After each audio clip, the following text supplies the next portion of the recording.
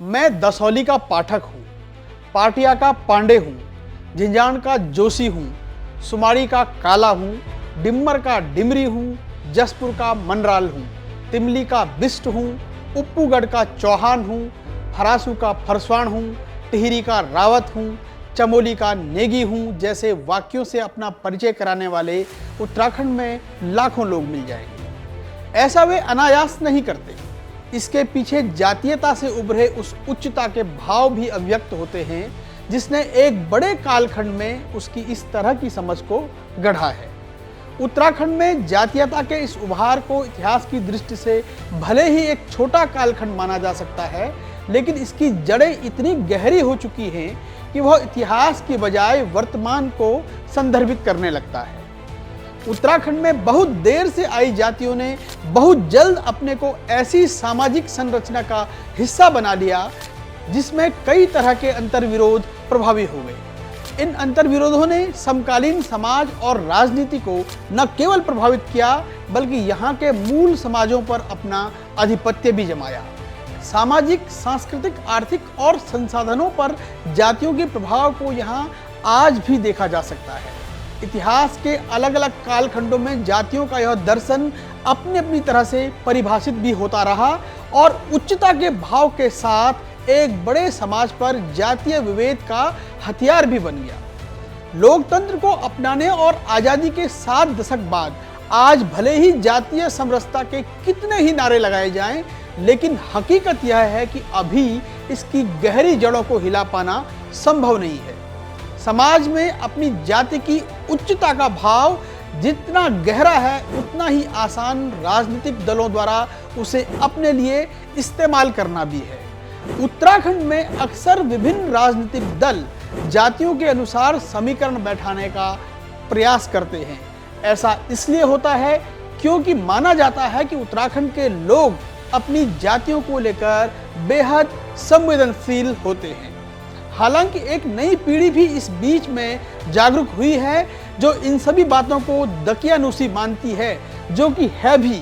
लेकिन फिर भी अगर उत्तराखंड में जातियों और उनके बीच उच्च और निम्न का विभेद भी है तो फिर ये जानना भी जरूरी है कि आखिर इस प्रदेश में जातियां कहां से आई और कब आई, क्योंकि ये तो स्थापित तथ्य है कि उत्तराखंड के मूल निवासी, जिन्हें इतिहासकारों ने द्रविडियन या कोल, मंगोलाइट या किरात या इसके बाद आए नॉर्डिक्स जिन्हें खस भी कहा जाता है, उनमें कोई जाति विभेद नहीं था।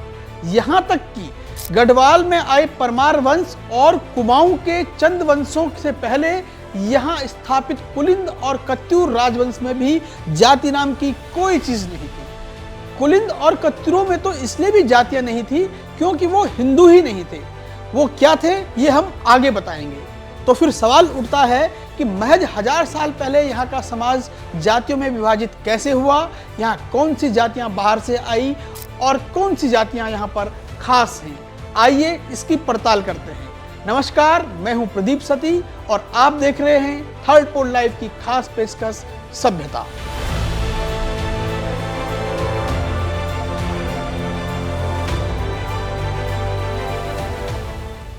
उत्तराखंड में जातियों का इतिहास किसी गुत्थी से कम नहीं है।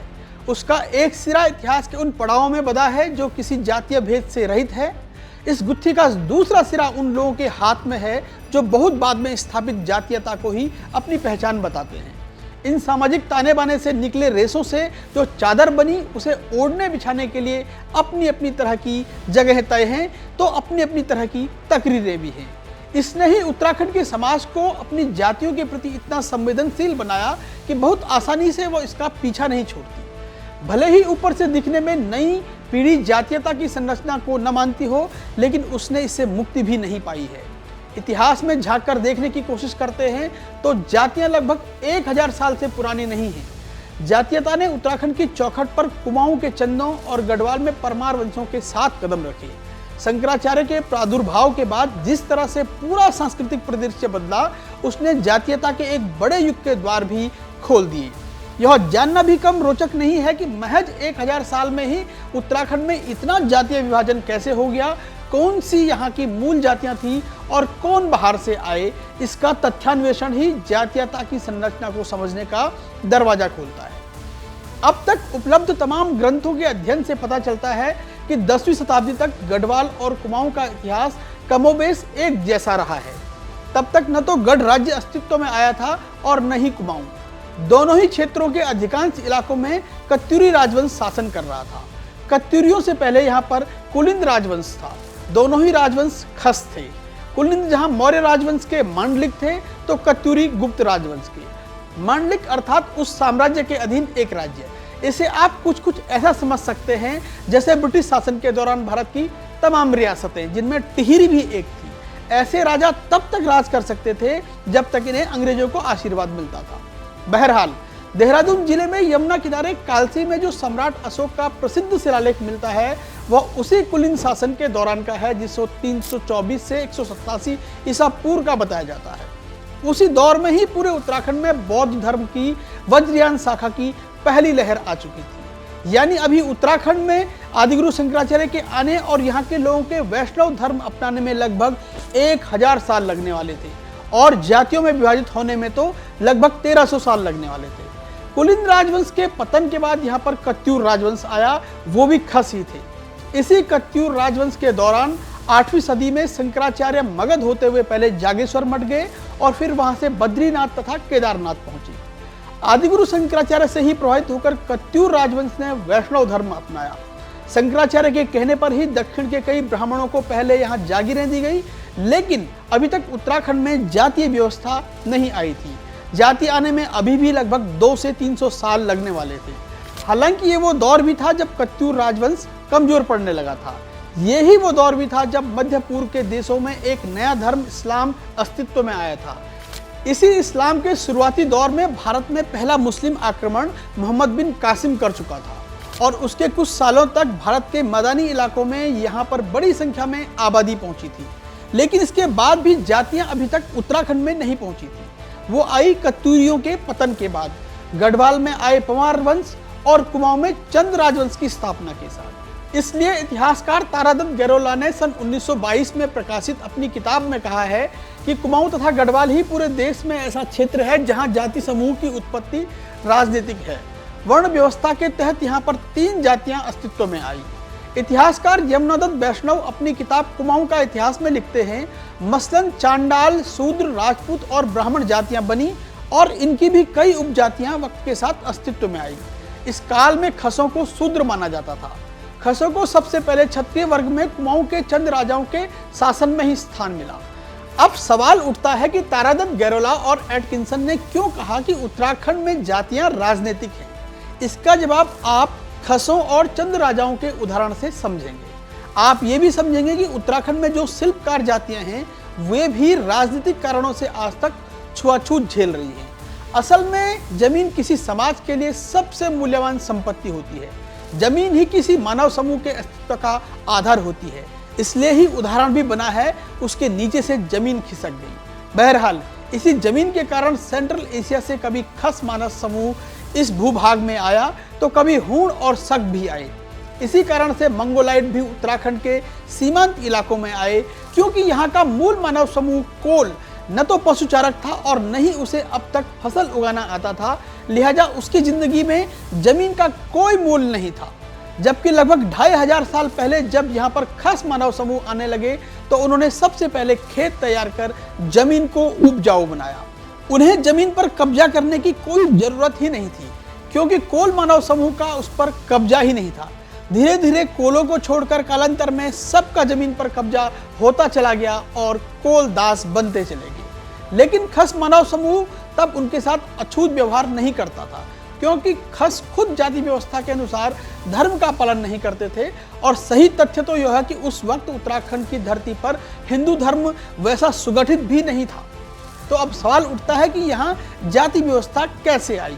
जैसे कि पहले बताया जा चुका है कि जाति व्यवस्था यहाँ पर पंवार और चंद राजाओं के शासन के साथ आई, जिनके साथ ज्यादातर राजपूत और ब्राह्मण जातियां बाहर से आई और यहीं बस गई। अब जब वो यहाँ बस गए और राज सत्ता का आशीर्वाद उन पर था, तो उन्होंने वैसी ही वर्ण व्यवस्था यहाँ पर स्थापित करना शुरू कर दिया जैसी वो पहले अपने मूल निवास पर करते चले आ रहे थे। अब क्योंकि खस शक्तिशाली थे और पहले वे ही यहाँ के शासक थे, ऐसे में राजाओं को भी अपनी सत्ता स्थापित करने के लिए उनकी जरूरत थी, तो उनको जातियों में उच्च स्थान दे दिया गया। लेकिन वर्ण व्यवस्था में किसी को तो शूद्र घोषित करना ही था, लिहाजा उसके लिए कोल मानव समूह से ताल्लुक रखने वाले रहवासी मुफीद पाए गए, क्योंकि वे बिना जमीन के दरिद्रता में तो जीवन जी ही रहे थे।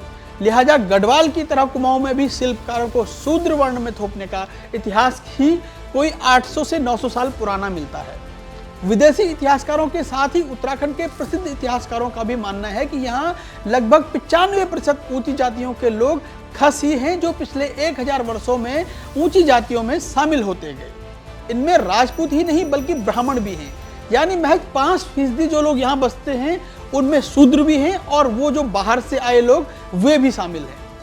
अब तो उनमें भी विभिन्न मानव समूहों की इतनी मिक्सिंग हो चुकी है कि बिना डीएनए से पता लगा पाना मुश्किल है कि किसका मूल स्थान कहाँ है। तो अब सवाल ये बनता है कि बाहर से उत्तराखंड में कौन कौन सी जातियां आई। इसके लिए हमें इस कार्यक्रम को 2 भागों में बांटना होगा। एक भाग होगा कुमाऊं का और दूसरा होगा गढ़वाल का। तो चलिए पहले कुमाऊं की बात कर लेते हैं।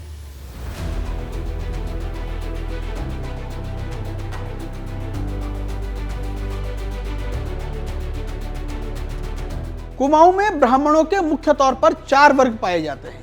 कुमाऊं का इतिहास लिखने वाले बद्रीदत्त पांडे ब्रिटिश लेखक एटकिंसन का हवाला देते हुए लिखते हैं कि इन 4 में से पहली व दूसरी श्रेणी के ब्राह्मण कत्यूरी तथा चंद राजाओं के समय में यहाँ आकर बसे थे। तीसरी श्रेणी में कुछ तो यहाँ मध्यकाल के खस राजपूतों के समय के रहने वाले हैं। इनका आचार व्यवहार पहली श्रेणी के ब्राह्मणों से कुछ भिन्न है, जबकि कुछ ब्राह्मण पंजाब, नेपाल तथा गढ़वाल से भी यहाँ आए हैं। बद्रीदत्त पांडे बताते हैं कि कथित तौर पर उच्च कोटि में वे ब्राह्मण गिने जाते हैं जो 6ठी सदी से 11वीं शताब्दी के बाद दक्षिण या पूर्वी भारत से आकर यहाँ बसे। ये लोग कत्यूरी व चंद राजाओं के गुरु, पुरोहित, मंत्री, पंडित, वैद्य, ज्योतिषी, कर्मकांडी, पौराणिक, धर्माध्यक्ष आदि हुए। इन्हीं ब्राह्मण जातियों में से कुछ कालांतर में अपनी ही जातियों में से थोड़ा नीचे माने गए, क्योंकि धन के अभाव में ऐसे काम भी करने लगे जिनसे इनकी साख अपनी ही बिरादरी में कम होने लगी। इतिहासकार इसके पीछे का कारण यह मानते हैं कि जो ब्राह्मण राज्य सत्ता के ज्यादा करीब रहा वो ज्यादा प्रतिष्ठित होता चला गया। दूसरी तरफ जो ब्राह्मण राजमहलों से काफी दूर गांव में रहे उन्हें कम प्रतिष्ठित समझा जाने लगा। ऐसा नहीं है कि महज राज सत्ता के पास या दूर रहने से जातियों के बीच श्रेष्ठ बोधता ब्राह्मणों के बीच ही पैदा हुई हो। शिल्पकार जातियों में भी संभवतः ऐसा देखा गया। मसलन टमटा आदि कुछ जातियां राज सत्ता के ज्यादा करीब रहीं तो वो अन्य शिल्पकार जातियों से ज्यादा श्रेष्ठ समझी जाने लगी। राज सत्ता के करीब रहने का उन्हें फायदा भी हुआ और उनकी पीढ़ियों ने अच्छी पढ़ाई और पद हासिल कर समाज में ऊंचा मुकाम भी हासिल किया। गढ़वाल की तरह कुमाऊं में भी पूर्व काल में बसने वाले कुछ ब्राह्मण जो खस राजपूतों के गुरु पुरोहित थे, अपने अपने गांव तथा पेशे के नाम से उनकी जातियां बनती गई। जबकि कई ब्राह्मण ऐसे हैं जो कराव यानी ढांटी का रिवाज को आज भी मानते हैं। आसान शब्दों में कहें तो एक वक्त में हल जोतने वाले ब्राह्मण को अपने से नीचा समझे जाने की प्रथा मौजूद थी। अब हम कुमाऊं के ब्राह्मणों का वंश विवरण दे रहे हैं, जिसमें सबसे पहले पंत जाति की बात करते हैं। इतिहासकार बद्रीदत्त पांडे के अनुसार पंत जाति भारद्वाज गोत्री है। इनके सबसे पहले मूल पुरुष जयदेव पंत कोंकण देश से तीर्थ यात्रा को आए थे। कोंकण देश का मतलब भारत के वेस्टर्न घाट वाला इलाका, जिसमें महाराष्ट्र और गोवा के समुद्र और पहाड़ी वाला इलाका शामिल है। इन्होंने गंगोली की भी तीर्थ यात्रा की। जयदेव पंत 10वीं शताब्दी में चंद राजाओं के समय आए थे। गंगोली में ये तत्कालीन मणकोटी राजा के दरबार में गए, जहां इन्हें प्रतिष्ठा पूर्वक ठहराया गया। राजा की ओर से इन्हें रिखाड़ी गांव में जागीर दी गई। कुछ समय बाद उप्रेतियों से लेकर उप्रेत्यड़ा अथवा उपरड़ा गांव भी जागीर में दिया गया। जयदेव के पुत्र रविदेव हुए, जबकि रविदेव के पुत्र रामदेव हुए। इन्हीं रामदेव की चौथी पीढ़ी में शिवदेव हुए, जिनके 3 पुत्र दामोदर, शंभुदेव और भानुदेव हुए। दामोदर से शर्म व श्रीनाथ 2 बेटे हुए, जबकि भानुदेव के नाथू और विश्वरूप हुए और शंभुदेव के भवदास हुए। इन्हीं भाइयों के नाम से पंत इस समय 4 घरानों या राठों में विभाजित हैं। कहा जाता है कि सन 1500 ईस्वी के लगभग उप्रेती घराना अत्याचारी होने से राज दृष्टि से उतर गया। उसके बाद ये पंत भाई मनकोटी दरबार में उच्च पद पा गए। इनमें शर्म राजवैद्य हुए, श्रीनाथ राजगुरु, नाथू पौराणी और भवदास सेनाध्यक्ष। पहले के 3 पंत मांस नहीं खाते थे, जबकि भवदास घराने के मांस खाते थे। राजा ने सेना में होने से इन्हें मांस खाने की आज्ञा दे दी थी। लेकिन पंत जाति को लेकर इतिहासकार यमुनादत्त वैष्णव अशोक की किताब कुमाऊं का इतिहास में कुछ और ही उल्लेख मिलता है। यमुनादत्त वैष्णव की किताब के साथ ही बंबई गजेटियर में भी पंतों के बारे में काफी कुछ लिखा हुआ है। यमुनादत्त वैष्णव के अनुसार पंत लोग आए भले ही भारत के महाराष्ट्र और गोवा के तटों से थे, लेकिन जब वे वेस्टर्न घाट आए तो उस समय वे पारसी धर्म के थे।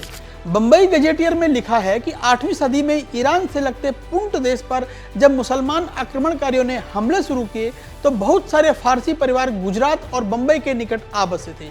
वहां इन लोगों ने खेती, व्यापार, बढ़ईगिरी तथा कपड़ा बुनने का काम शुरू किया। कुछ ही समय में अपनी मेहनत के बलबूते ये पश्चिमी घाटों के किनारे बस गए। अपनी नई अपनाई भूमि में ये स्थानीय लोगों से ऐसे घुल मिल गए कि सन 1200 ईस्वी में पारसी पुरोहित नेरियो संग धवल ने समूचे पारसी धर्म ग्रंथों का, जिसे अवेस्ता कहते हैं, संस्कृत में अनुवाद किया। वो अनुवाद आज भी उपलब्ध है। गजेटियर ऑफ बॉम्बे प्रेसिडेंसी के अनुसार बाद में पारसी परिवार इतने धनवान हुए कि इन्होंने वहां के हिंदू परिवारों को भगा दिया। बाद में पुर्तगाल के व्यापारियों ने जब समुद्र तट पर शासन जमा लिया तो पारसियों को रोमन कैथोलिक धर्म ग्रहण करने पर विवश किया जाने लगा। उसके बाद कभी पुंट देश से आए पंतक लोग फिर से वहां से पलायन कर कुमाऊं पहुंचे।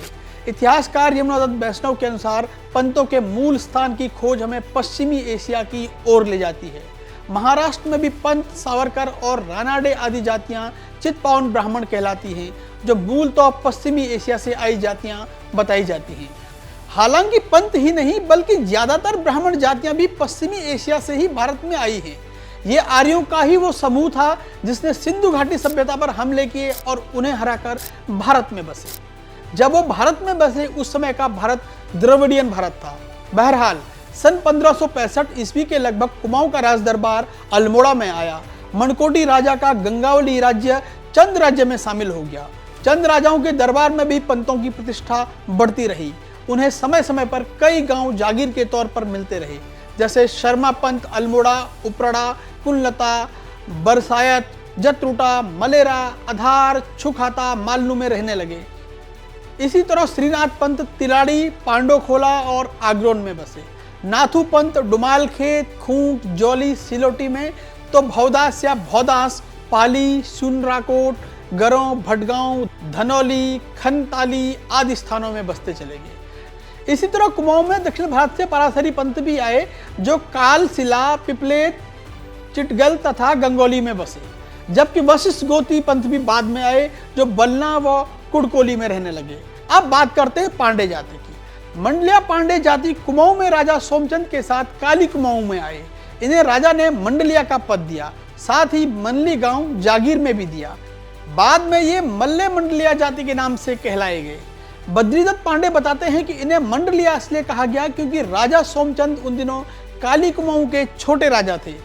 डोटी के अधीन के राजा मंडलेश्वर कहलाते थे। इसलिए राजा सोमचंद ने अपने छोटे राज्य के 2 हिस्से किए, एक हुआ मल्ला मंडल और दूसरा हुआ तल्ला मंडल। इन मंडलों के कर्मचारी मंडलिया कहे गए। इसी तरह देवलिया पांडे राजा थोरचंद के समय हिमाचल के कांगड़ा से यहाँ आए। उत्तराखंड का गजेटियर लिखने वाले एटकिंसन के अनुसार ये पांडे पंडोखोला के चामी, हाट, छचार में रहने लगे। इसके अलावा ये द्योल, छाना, पल्लू, संगरौली, पांडोखोला, बिलकोट, छचार, बांसभीड़ा, झिझाड़, पाटिया आदि गांव में रहने लगे। पंडित रामदत्त ज्योतिर्विद जी लिखते हैं कि गौतम गोत्री पांडे के मूल पुरुष बलराज पांडे यहाँ ज्वालामुखी कोट कांगड़ा से आए थे। कई अन्य स्थानों के अलावा इनके वंशज गढ़ मुक्तेश्वर में भी रहते हैं। इसी तरह वत्स भार्गव गोत्री पांडे के मूल पुरुष श्री ब्रह्म पांडे थे। वे भी कांगड़ा से आए थे। वे राजा संसार चंद के यहाँ वैद्य हुए।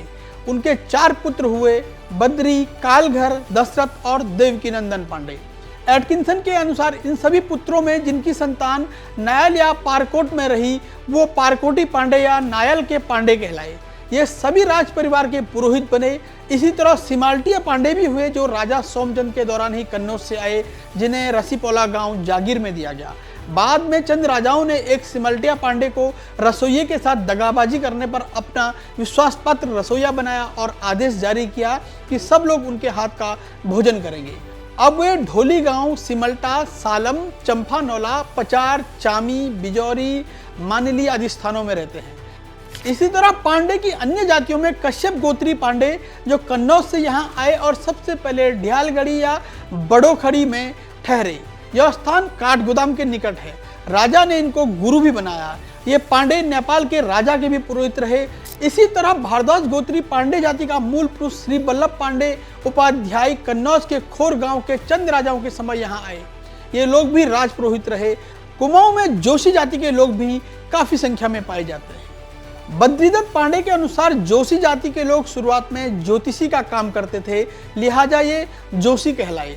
हालांकि कुमाऊं में जोशी भारत के अलग अलग इलाकों से आए।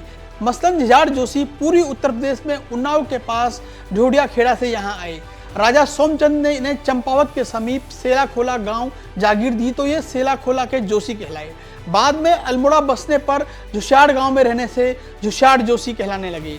इन्हीं झुशाड़ जोशी जाति से कुमाऊं के एक प्रसिद्ध शख्सियत हर्षदेव जोशी भी थे, जिन्हें कुछ इतिहासकार उत्तराखंड की राजशाही में चाणक्य की उपाधि भी देते हैं तो कुछ उन्हें एक खतरनाक विलेन के रूप में भी परिभाषित करते हैं।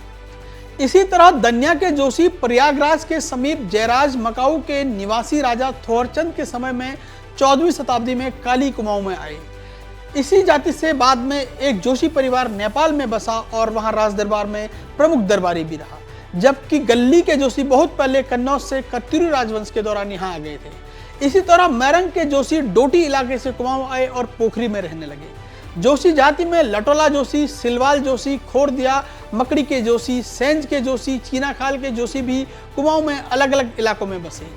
इतिहासकार एटकिंसन के अनुसार त्रिपाठी जाति ही कुमाऊं में तिवारी भी कही जाती है, जबकि कुछ अपने को त्रिवेदी भी कहते हैं। वैसे तिवारी गुजरात के अमलाबाद बड़नगर के निवासी पंडित श्रीचंद तिवारी और उनके पुत्र शुक्रदेव तिवारी राजा उद्यानचंद के समय यहाँ आए। भट्ट जाति के मूल पुरुष श्री विश्व शर्मा दक्षिण भारत से कुमाऊं आए।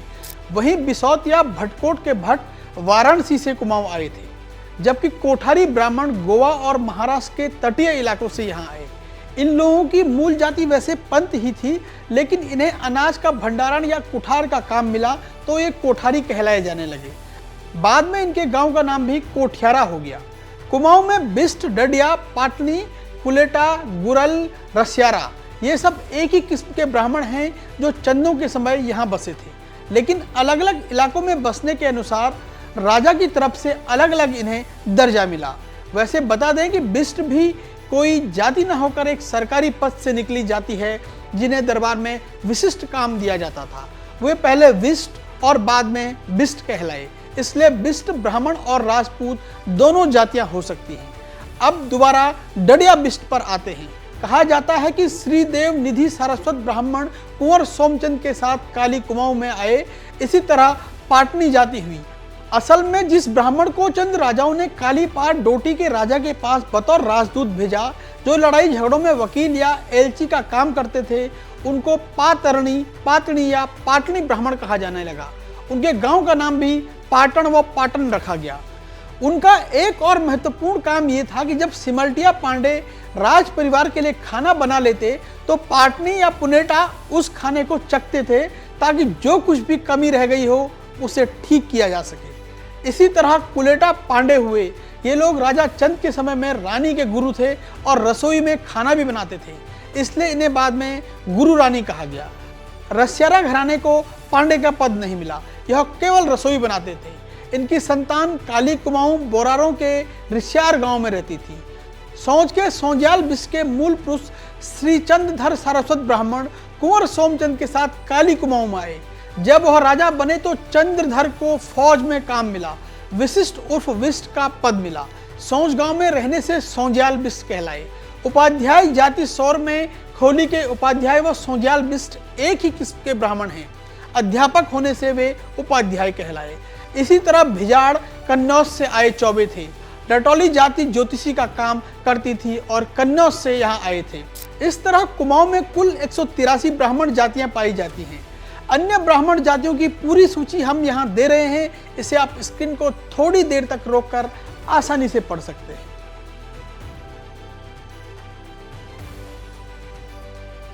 अब गढ़वाल की ब्राह्मण जातियों की बात करते हैं।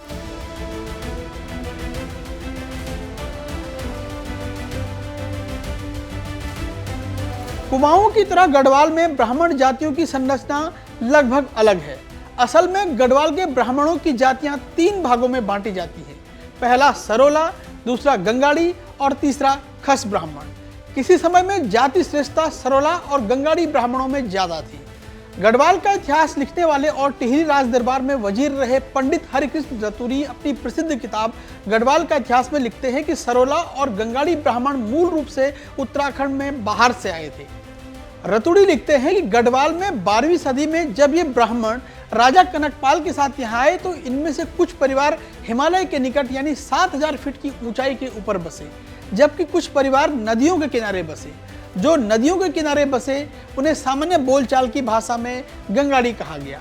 गंगाड़ी इसलिए क्योंकि वे गंगा या उसकी अन्य सहायक नदियों के किनारे बस गए थे। पंडित हरिकृष्ण रतुड़ी ये भी तर्क देते हैं कि ऐसा नहीं है कि नदियों के किनारे बाहर से आकर बस के ब्राह्मणों को ही गंगाड़ी कहा गया।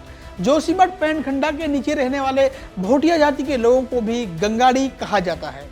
गंगाड़ी संभवतः किसी जाति विशेष के लिए प्रयोग में लाया जाने वाला शब्द न होकर भूगोल से जुड़ा हुआ है। वैसे गंगाड़ी और सरोला ब्राह्मणों के गोत्र भी एक हैं और धार्मिक लौकिक रिवाज भी लगभग समान ही हैं। इनमें अंतर बस ये है कि सरोला जाति का पकाया हुआ खाना सब जातियां खा लेती हैं, जबकि गंगाड़ी ब्राह्मणों का पकाया हुआ खाना उनकी रिश्तेदारी खस राजपूत और कुछ अन्य क्षेत्रीय जातियां ही खाती हैं। इस भेद का कारण यह भी दिखलाया गया है कि सरोला जाति ब्राह्मणों के वे गांव जिनमें पहले उनके मूल पुरुष लोग आकर बसे थे वे राजा के ज्यादा करीब थे, लिहाजा उन्हें राज परिवार का खाना बनाने का भी मौका मिला। इसलिए वक्त के साथ उनके अंदर ये श्रेष्ठता भी आ गई कि हम सभी ब्राह्मणों में ऊंचे हैं। जबकि इन्हीं ब्राह्मणों के गांवों से कुछ परिवार जब नदियों के किनारे बसे तो उन्हें राज परिवार का खाना बनाने का मौका नहीं मिला। गंगाड़ी और सरोला ब्राह्मणों की मूल जाति एक ही थी, जिसके बारे में पंडित हरिकृष्ण रतुड़ी अपनी किताब में लिखते हैं कि राजा कनकपाल के साथ आए सभी ब्राह्मणों के गांव चांदपुर परगने में चांदपुर गढ़ के आसपास मौजूद हैं। ये सब जातियां जो पहले 12 जातियां थीं, चांदपुर गढ़ के सूर्यवंशी राजा भानु प्रताप के गुरु पुरोहितों में शामिल थी। इनके हाथ का पकाया भोजन राजा और उसकी प्रजा सब खाते थे। प्रसिद्ध इतिहासकार शिव प्रसाद डबराल अपनी किताब गढ़वाल का इतिहास में लिखते हैं कि राजा कनकपाल जब गढ़वाल आए थे तो उनके साथ 12 ब्राह्मणों की जातियां भी आई थी। इनमें से कुछ तो गुरु पुरोहित और नाते रिश्तेदार थे। इन सभी को राजधानी चांदपुर गढ़ के आसपास ही चांदपुर परगने में रहने के लिए गांव दिए गए। बाद में जैसे जैसे पंवारों का राज्य गढ़वाल में फैलता गया, ये जातियां भी राज्य भर में फैल गई। पंडित हरिकृष्ण रतुड़ी के अनुसार गंगाड़ी ब्राह्मण राजधानी से दूर रहते थे। ऐसे में राज परिवार को कभी उनके हाथों से बना खाना नहीं मिला होगा, इसलिए ये परंपरा शुरू हुई। यानी सरोला और गंगाड़ी ब्राह्मणों में महज एक अंतर है और वो है भात दाल पकाने का। बाकी सामाजिक और धार्मिक रिवाज एक ही हैं। पंडित हरिकृष्ण रतुड़ी अपनी किताब में सरोला ब्राह्मणों की एक सूची भी देते हैं, जिसके अनुसार गौड़ जाति यहाँ की प्रारंभिक जातियों में से थी। इस जाति के सबसे पहले व्यक्ति देवीदास गौड़ या नीलकंठ गौड़ 888 ईस्वी में धार मालवा से राजा कनकपाल के साथ बतौर राजगुरु के तौर पर आए थे। आने वाले दशकों में जब देवीदास की पीढ़ियां अलग अलग गांव में बसी तो उनकी 6 जातियां बनी, जिनमें नौटी में बसने वाले नौटियाल भी थे। इसी तरह ढंगाण, पल्याल, मचखोला, गजलडी, चांदपुरी और बसोली जाति बनी। कुल मिलाकर मतलब यह हुआ कि गौड़ जाति के इन परिवारों ने अब अपनी मूल जाति गौड़ को छोड़कर अपने गांव के नाम के हिसाब से जाति के नाम अपना लिए। इसी तरह बंगाल से लगभग 918 ईस्वी में आए रूपचंद त्र्यंबक आद्य गौड़ मैटवाड़ा गांव में बसे तो मैटवाणी कहलाए। वीरभूमि बंगाल से गणपति आद्य गौड़ सेमल्टा गांव में बसे तो सेमल्टी जाति बनी। आद्य गौड़ जाति के ही जयानंद और विजयानंद आए तो बंगाल से ही थे। लेकिन जब गैरोली गांव में बसे तो गैरोला हो गए। धरणीधर, हरमी और ब्रह्मी द्रविड़ चमोला गांव में बसे तो चमोली कहलाए। इसी तरह कांजकुंभ से मूल पुरुष कर्णजित डोभा गांव में बसे तो डोभाल जाति अस्तित्व में आई। इसी तरह थपलियाल, ड्यूडी, डिमरी, भदवाल, डंगवाल, बुघाना, उन्याल, जयसवाल, सिलौड़ा, मालीवाल, जसोला, भट्ट, कैलखोरा, धमवान, नैन्याल, खंडूरी, रतूड़ी, सेमवाल, नौनी, हटवाल, कोटियाल, सती, बिजलवान, लखेड़ा, कंडवाल, मालगुड़ी, चौकियाल, माराडूडी, पुजारी, भैराव के जोशी और श्री गुरु आदि थे। ये सभी जातियां सन 888 से 1755 ईस्वी तक उत्तराखंड में आई है। इनमें सबसे नई जाति पुजारी दक्षिण भारत से 1765 ईस्वी में टिहरी जिले में चंद्रबदनी माता की पूजा करने आई और मैराव के जोशी 1755 में कुमाऊं में काव्यकुंज से आए। कुल मिलाकर उत्तराखंड में जितने भी सरोला जातियां हैं उनके पुरखे सबसे पहले 12 थात यानी नौटी, मेटवाड़ा, खंडूड़ा, रतुड़ा, थापली, चमोला, सेमा, लखेसी या लखेड़ी, सेमल्टा, सिरगूर, कोटी और डिम्मर गांव में बसे। हालांकि कुछ इतिहासकारों ने नौवां गांव सेमल्टा के बजाय गैरोली भी बताया है। इनमें एक रोचक इतिहास पंडित हरिकृष्ण रतुड़ी की किताब में मिलता है कि जब राजा महिपत शाह ने 15वीं या 16वीं शताब्दी में तिब्बत पर हमला किया तो उसकी सेना को एक दर्रे में दुश्मन सेना ने रोक लिया। उसी दर्रे में कई महीनों तक युद्ध होता रहा। जब खाना बनाने वाले सरोला जाति के लोग नहीं बचे तो राजा ने कई गंगाड़ी ब्राह्मणों को सरोला ब्राह्मणों में शामिल कर लिया। लेकिन जब वो भी नहीं बचे तो राजा ने घोषणा कर दी कि आज से रोटी चोखी हो गई। राजा ने राज्याज्ञा जारी कर दी कि बिना चौका और बिना कपड़े उतारे सब लोग खाना खाएंगे। उस काल में सरोला जातियों की संख्या 12 से बढ़कर 29 और फिर 29 से 33 हो गई। इस समय गंगाड़ी ब्राह्मणों में मुख्य रूप से बुघाना, डंगवाल, डोभाल, उनियाल, घिल्डियाल, नैथानी, जुयाल, सकलानी, जोशी, तिवाड़ी, पैन्यूली, चंदोला, ढोंडियाल, नौडियाल, ममगाई, बड़थवाल, कुकरेती, धसमाना, कैंथोला, सुयाल, बंगवाल, अंतवाल, बोखंडी, जुगरान, मालकोटी, बलोदी, घनसाला, मदवाल, देवरानी, पोखरियाल, डबराल, सुंदरियाल, कालसी, किमोटी, कवि, पूर्विया, कुठारी या कोठारी, बडोला, पांथरी, बलोनी, पुरोहित, बडोनी, रुडोला, सुयाल, कोटनाला, काला, कौंसवाल, बैरागी, मालसी, फरासी, बदानी, कोटवाल, कुड़ियाल, भट्ट, बोड़ाई, बिजोला, मैकोटी, गोदुड़ा, भदोला, मसुड़ा, ब्यासुड़ी, सिलवाल, मिसर, मुनाधुली हैं। 12 मूल परिवारों से अलग हुई इन जातियों के नाम बाद में इनके भूगोल के हिसाब से बदले। उदाहरण के तौर पर डोभाल जाति सरोला भी है और गंगाड़ी भी। इसी तरह कई अन्य जातियां भी दोनों ही जगह हैं। कई जातियां तो गंगाड़ी भी हैं तो बद्रीनाथ के पंडे भी। अब पंडे क्या जातियां हुई? असल में इन सभी जातियों के अतिरिक्त देवप्रयाग के पंडों की जातियां अलग हैं। इनमें मालिया, टोडरिया, कोटियाल, पुरोहित, ध्यानी, अर्जुनिया, पलियाल, बावलिया, अलखनिया, रेवानी, तिवारी, भट्ट, द्रविड़, कर्नाटक, तेलंग, महाराष्ट्र, गुजराती और जोशी हैं। इन जातियों में धर्मपुत्र और घर जवाई बनने के कारण कुछ और जातियां शामिल हुई जिनमें डोभाल, डंगवाल, नौटियाल, खंडूड़ी, बुघाना, मिस्सर, उन्याल, खुक्स्याल, डबरियाल, थपलियाल और बलौनी मुख्य हैं। कुछ जातियां कुमाऊं से भी आईं जो श्रीनगर, टिहरी और बधान परगने में बसी। इन जातियों को गढ़वाल में बसे हुए 2 से 300 शताब्दी ही हुई है। इनमें मुख्य रूप से पांडे, पंत, मिस्सर, तिवाड़ी, जोशी, जोगड़ी हैं। ये जातियां क्योंकि गढ़वाल के हिसाब से पूरब दिशा से आई थी लिहाजा इन्हें पूर्विया भी कहा गया। पुराने लोगों को पता होगा कि पुरानी टिहरी में एक मोहल्ले का नाम पूर्वियाना भी था। कुल मिलाकर ये सभी ब्राह्मण जातियां उत्तराखंड में मंदिरों के पुजारी या पंडों के रूप में नियुक्त होते रहे हैं। लेकिन ऐसा भी नहीं है कि उत्तराखंड के हर मंदिर में ब्राह्मण ही पुजारी होते हैं। यानी कुछ मंदिर ऐसे भी हैं जहां के पुजारी ब्राह्मण नहीं हैं। तो वे कौन पुजारी हैं और क्या है उत्तराखंड में राजपूतों का इतिहास? कौन है नाथ संप्रदाय को मानने वाले और कौन है यहाँ की असली खस जातियाँ? देखेंगे सीरीज के अगले एपिसोड में। आपके लिए इस एपिसोड की स्क्रिप्ट लिखी थी हमारे साथी मनमीत ने। आपको ये कार्यक्रम कैसा लगा? अपनी प्रतिक्रिया जरूर दीजिएगा। हमें सहयोग और समर्थन करने के लिए थर्ड पोल लाइव को सब्सक्राइब कीजिएगा। आपसे जल्द मुलाकात होगी एक नए एपिसोड के साथ। नमस्कार।